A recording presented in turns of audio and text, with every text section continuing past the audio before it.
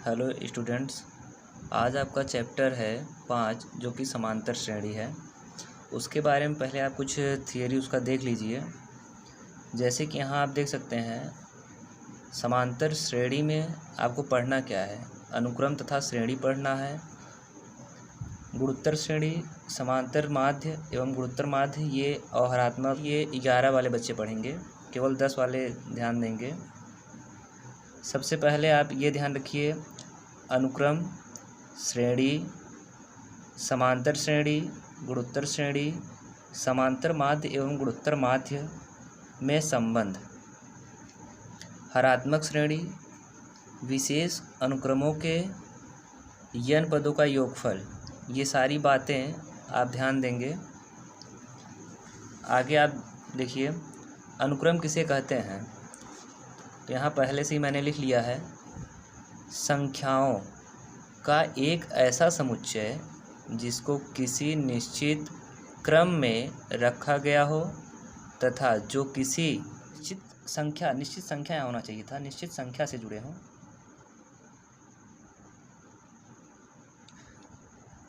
जैसे आप देखिए 1 2 3 4 5 डॉट डॉट डॉट, इसमें क्या हो रहा है, एक निश्चित संख्या जोड़ी गई है। एक में एक जोड़ेंगे तो क्या आएगा, 2 आएगा, 2 में एक जोड़ेंगे तो 3 आएगा, 3 में एक जोड़ेंगे तो 4 आएगा, 4 में एक जोड़ेंगे तो 5 आएगा। ऐसे डॉट डॉट डॉट हम जोड़ते चले जाएंगे तो आगे वाला क्रम मिलता चला जाएगा। आगे इसमें भी आप देख सकते हैं, 1 में 2 जोड़ेंगे 3 आएगा, 3 में 2 जोड़ेंगे 5 आएगा, 5 में 2 जोड़ेंगे 7 आएगा, 7 में 2 जोड़ेंगे 9 आएगा। कुछ इसी प्रकार से हमने यहाँ एग्जाम्पल ले लिया है। यहाँ भी आप देख सकते हैं, जैसे 1 है, यहाँ 4 है, यहाँ 16 है और यहाँ 64 है। इस क्रम में अगर आप सोचेंगे कि जोड़ने के लिए, तो यहाँ इसमें ये 3 जोड़ेंगे तो 4 आएगा, लेकिन 4 में 3 जोड़ेंगे तो 7 आना चाहिए। यहाँ तो कुछ क्रम बदल गया इसका। तो इसमें देखिए हुआ क्या है, 1 में 4 का गुणा किया गया तो क्या 4 है। अब 4 में फिर 4 गुणा करेंगे क्या आएगा, 16 आएगा। 16 में 4 गुणा करेंगे क्या आएगा, 64 है। तो ये कौन सी श्रेणी है पता है, ये आपका है गुणोत्तर श्रेणी। इससे संबंधित एक एग्जाम्पल ले लिया गया था। आप यहाँ देख सकते हैं 2 फिर 5 है, फिर 3 है, फिर 4 है। तो इस क्रम में आप देख रहे हैं कि यहाँ कोई संबंध बन नहीं पा रहा है। जैसे 2 में 3 जोड़ा गया तो 5 आ गया, 5 में 2 घटाया गया, फिर 1 जोड़ा गया, तो ये कोई संबंध नहीं बन पा रहा है, निश्चित संख्या का कोई संबंध नहीं हो रहा है, तो यह अनुक्रम नहीं है। अब आगे ध्यान रखिएगा, अनुक्रम जो होता है कितने प्रकार का है, अनुक्रम के प्रकार हैं 2। पहला क्या है, सीमित कहिए चाहे आप परिमित कहिए। दूसरा क्या है, असीमित कहिए या अपरिमित कहिए। अब देखिए सीमित का मतलब क्या होता है, जैसे हमने संख्या ये 1 से लेकर 5 तक लिया, यह संख्या केवल 5 तक ऐसे रोक दिया जाए, इसके आगे डॉट डॉट डॉट करके कुछ भी ना लिखा जाए, तो ये क्या है, एक सीमित संख्या है।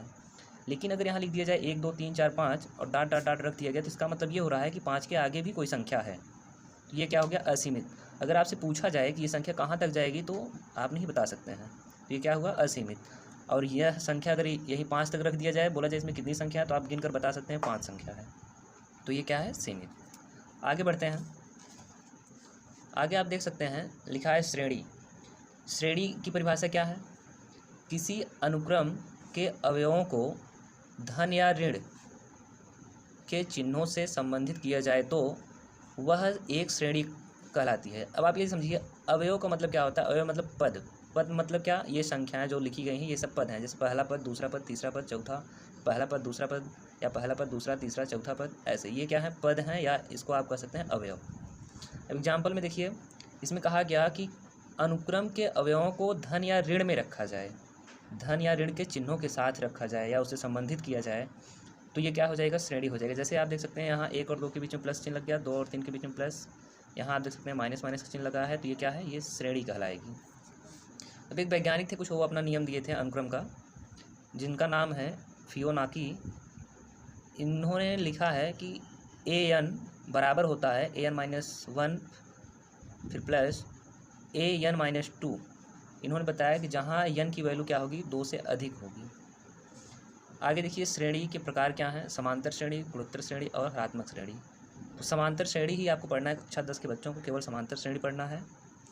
तो समांतर श्रेणी की कुछ परिभाषाएं आप देख लीजिए। समांतर श्रेणी क्या होता है, ऐसी श्रेणी जिसमें प्रत्येक पद पूर्व पद, पूर्व मतलब क्या, पहला, पूर्व पद में कोई निश्चित या नियत हम कह सकते हैं संख्या जोड़ने से या घटाने से प्राप्त होता है। इस निश्चित नियत संख्या को सर्वांतर भी कहते हैं। यह सर्वांतर धनात्मक ऋणात्मक या शून्य हो सकता है। आगे देखिए नोट में कुछ लिखा गया है इसमें, समांतर श्रेणी को संक्षेप में समांतर श्रेणी को हम एपी करके भी लिखा जा सकता है। प्रश्न में अगर आ गया कोई श्रेणी दे दिया, कहा गया कि यह कौन सी श्रेणी है, एपी कर दिया गया ऑप्शन में, या गुणोत्तर श्रेणी का कुछ संकेत रख दिया गया, तो आपको बताना है कौन श्रेणी है। अब एपी का क्या मतलब है, यहाँ देखिए अर्थमेटिक है, और उसके बाद पी का मतलब यहाँ है प्रोग्रेशन। अब आगे आप देख सकते हैं इसका फार्मूला क्या है। मान लीजिए कोई श्रेणी है A1 + A2 + A3 + A4 ... AN। तो इसमें इस श्रेणी में क्या खासियत है आप ये समझिएगा। नंबर 1 पर है, आप चाहे बोलिए प्रथम पद या पहला पद या पूर्व पद, तो इन सब का संकेत क्या होता है, संकेत होता है A। तो अब इसमें आप बताइए पहला पद क्या है, A1 है, तो A की वैल्यू क्या आ गया, A1 आ गया। उसके बाद इसमें आएगा, आपको मिलेगा क्या, सार्वअंतर या सार्वांतर। तो सार्वांतर का संकेत है D। अब सार्वांतर कैसे ज्ञात होगा ये आप समझिएगा। तो दूसरे पद में से पहले पद को जब हम घटाएंगे, मतलब A2 - A1 करेंगे, तो जो भी वैल्यू आएगी वो क्या होगी, सार्वांतर होगी या D का मान होगा। या हम इसको कहते हैं, आपको 11 में मिलेगा, ये T से संकेत लिया गया था, तो उसमें लिखा होगा क्या, T2 - T1, तब भी आपको क्या मिलेगा, D का मान मिलेगा, या सर्वांतर आप कह सकते हैं सर्वांतर मिलेगा। तीसरा पॉइंट क्या है, तीसरा है अंतिम पद। अंतिम पद का संकेत क्या क्या है, पहले आप ये समझिए। अंतिम पद का संकेत है TN है, यल है, या AN भी हम दिखा सकते हैं इसमें। आप ये श्रेणी देखिए, इस श्रेणी में अंतिम पद क्या है, AN है, तो इसका मतलब TN की वैल्यू AN हो गया, या यल की वैल्यू AN हो गया, अंतिम पद का मान क्या हो गया, AN हो गया। अब आगे इसको समझिएगा, सूत्र क्या है इसमें, किसी श्रेणी के यनवें पद को व्यापक पद कहते हैं। जो श्रेणी है अगर उसका यनवा पद है, ... करके ये दिया गया है, तो इसका मतलब ये हुआ कि ये कौन सा पद है, इसको हम व्यापक पद के नाम से भी जानते हैं। आगे देखिए इसमें फार्मूला क्या है। अगर आपको यनवा पद ज्ञात करना है, यनवा पद बताना है, यनवा पद का मान बताना है, तो फार्मूला है क्या, A + n - 1 × D। यहाँ AN का मतलब क्या होता है, अंतिम पद। अंतिम पद का मान बताना है, तब यही फार्मूला लगाओगे आप। TN मतलब अंतिम पद, यही फार्मूला सेम। यल का मतलब भी अंतिम पद होता है, यही सेम फार्मूला है। मतलब यनवा पद को हम 3 संकेतों में हम लिख सकते हैं। तो इसका फार्मूला हो जाएगा A + n - 1 × D। अब आगे समझिएगा, जैसे इसमें लिखा है अंत से यनवा पद। अब क्या होता है, जैसे श्रेणी में ये प्रथम से है, ये यनवा पद प्रथम से है, यहाँ से शुरू से, लेकिन अंत से यनवा पद मतलब पूछा गया, जैसे मान लीजिए इस श्रेणी में कहा गया कि अंत से 5वां पद बताइए क्या होगा, तो उसके लिए फार्मूला आप क्या लगाओगे, यल माइनस कोष्टक में n - 1 × D। ये कहाँ से आया आप ये देख सकते हैं इसमें। अब ये मान लेंगे हम प्रथम पद, तो यहाँ प्रथम पद की वैल्यू अगर मुझे निकालनी है, उसके बाद उसका क्रम बनाना है, तो ये प्लस n - 1 × D का पक्षांतर जब हम इस साइड करेंगे, तो ये क्या हो जाएगा, प्लस इधर उधर जाएगा क्या हो जाएगा, माइनस, तो ये हो जाएगा यल माइनस n - 1 × D। इसके माध्यम से बना है।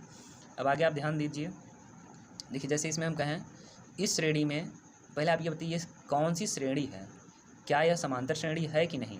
तो समांतर श्रेणी का नियम क्या होता है, आप दूसरे में से पहले पद को घटाइए, तीसरे में से दूसरे पद को घटाइए, और यहाँ चौथे में से तीसरे पद को घटाइए, तो सबका सर्वांतर सेम है, तो ये समांतर श्रेणी है।